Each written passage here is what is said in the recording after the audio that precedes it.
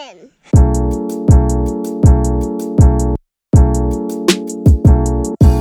What is going on, Dad Bod Fishing fam? This week's how-to video is going to feature a weightless Texas rig.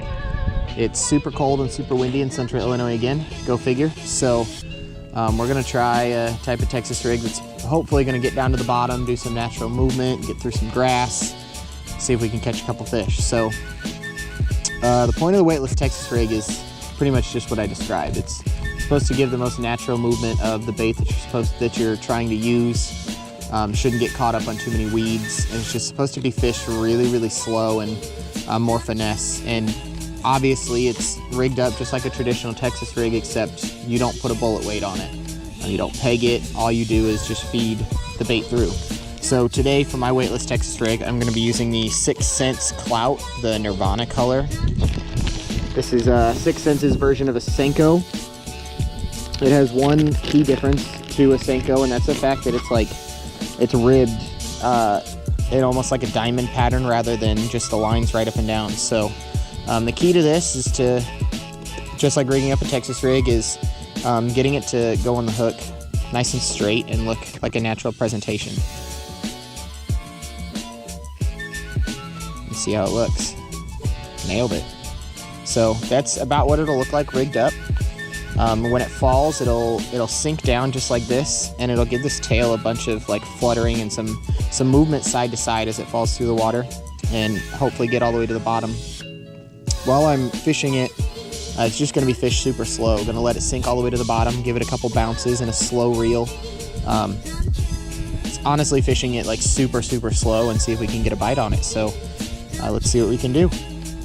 Right now I'm fishing this on a, I believe it's a 6'6". It is 6'6" medium rod with a 6:4 gear ratio on it.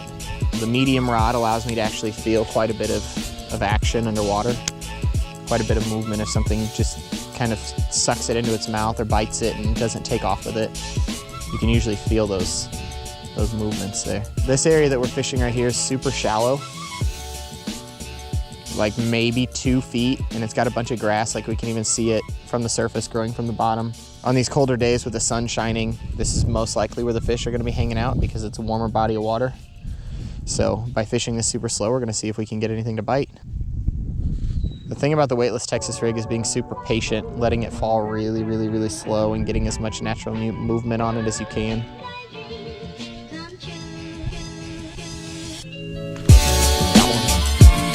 Little guy, I got him. Itty bitty guy. But weightless Texas rig, they like it.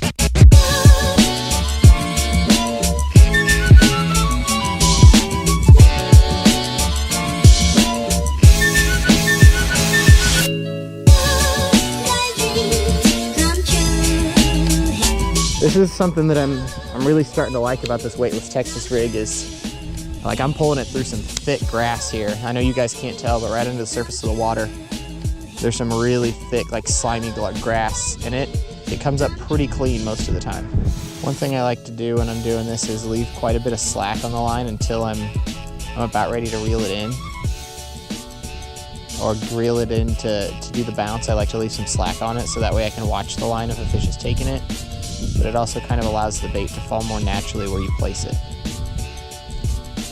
Again, something you guys will notice while you're doing this is majority of the bites come on the fall. So let it hit, let it sink, let it do what it's supposed to do. These baits are designed to have action as they fall, so let that action happen.